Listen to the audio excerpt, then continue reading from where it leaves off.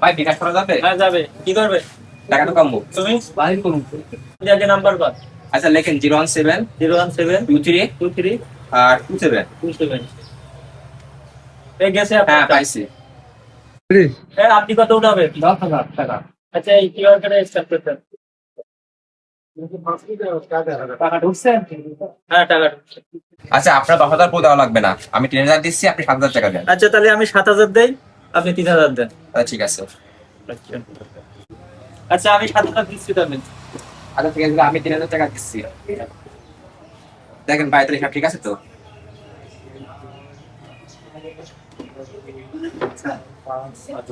ঠিক আছে। হ্যাঁ ঠিক আছে, হ্যাঁ ঠিক আছে। তাহলে আমরা যাই। হ্যাঁ ঠিক আছে তাহলে আমরা আসি।